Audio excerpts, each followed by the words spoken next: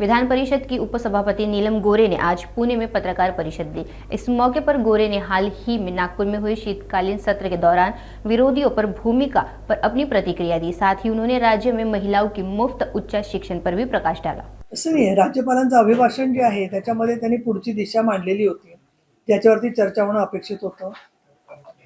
परंतु दुर्दैवाने पायऱ्यांचं सभागृह जे आहे त्याचा सगळ्यात आवाज मोठा होता आणि काही आमदार तर पायऱ्यांच्या सभागृहात आंदोलन केलं की थोडा वेळ सभागृहात 1 ते 2 तास थांबून विरोधी पक्षापैकी अनेक जण निघून जात होते. शेवटच्या दिवशी ज्या दिवशी 21ला चर्चा संपली त्या दिवशी तर बरीचशी विरोधी पक्षाची बाकच रिकामी होती, असं सुद्धा आम्हाला चित्र दिसून आलं.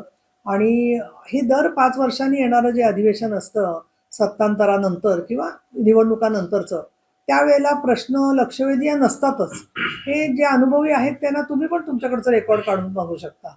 आणि त्यामुळे उत्तरं कोण देणार या प्रश्नापेक्षा उत्तरं ऐकून घ्यायची होती की नाही हा प्रश्न आहे. लोकसभेत काय झालं, सभागृहाबाहेर कोण कुठे गेलं दर्शनासाठी किंवा याच्यासाठी, याच्यावरती सगळं चर्चा विचार विनिमय करून थोडंसं असं वाटतं मला की जे प्रचंड असं यश मिळालं महायुतीला ते पचवणं हे आमच्या विरोधी पक्षांना तेवढं जमलं नाही. आणि त्याच्यामुळे त्या नैराश्य आणि वैफल्याच्या मध्ये कुठेतरी हेतूवरती आरोप करणं आणि खूप मोठ्याने बोलून आक्रमकता दाखवणं याच्यापुरतंच ते मर्यादित राहिलं का काय अशी शंका वाटते.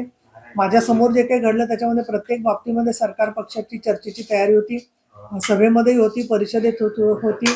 परंतु अशा वेळेला काही त्यातून मार्ग काढण्यापेक्षा हेतू आरोप करायचे, आणखीन नंतर मात्र सत्तेच्या मुख्यमंत्र्यांना किंवा अन्य लोकांना भेटून त्यांच्याशी कुठेतरी निगोसिएशन्स करायची अशी सुद्धा एक विरोधी पक्षाची प्रवृत्ती दिसून आली. एक लक्षात घेऊया आपण की खाजगी विद्यापीठं जी आहेत, जी अनुदानित आहेत कॉलेजेस, त्या ठिकाणी डिसेंबरपर्यंत त्यांचे पैसे सगळ्यांचे जे काही भरायला लागले असतील त्याच्यामध्ये प्रयोगशाळेची फी किंवा वाचनालयाची फी अशा काही गोष्टी भरायला लागतात, परंतु ते नगण्य आहेत. बाकी तर सर्व मुलींना मोफतच शिक्षण देण्याची व्यवस्था झालेली आहे.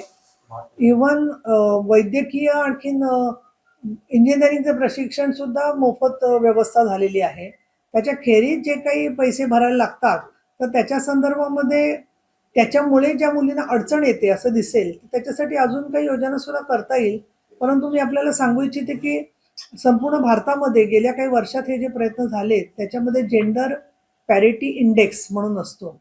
तर जेंडर पॅरिटी इंडेक्स म्हणजे उच्च शिक्षणामध्ये मुलींचं प्रमाण किती आणि मुलांचं प्रमाण किती. तर त्याच्यात भारतामध्ये असं चित्र दिसते की 1000 मुलगे शिकले असतील तर मुली या 100.03 म्हणजे जास्त शिक्षणात पुढे आहेत. आणि अनुसूचित जमातीच्या मुलं मुली आहेत तेही भारतामध्ये जवळजवळ 1000च्या पाठीमागे 1000 आहे. महाराष्ट्रामध्ये 0.06 ने कमी होतं गेल्या वर्षीच्या प्रमाणे मुलींचं. पण ते आपण जर का पाहिलं तर बऱ्यापैकी उच्च शिक्षणात मुली वेगाने प्रगती करतायत असं चित्र आहे. त्यामुळे या सगळ्या योजनांचा फायदा होऊ शकेल असं मला वाटतं.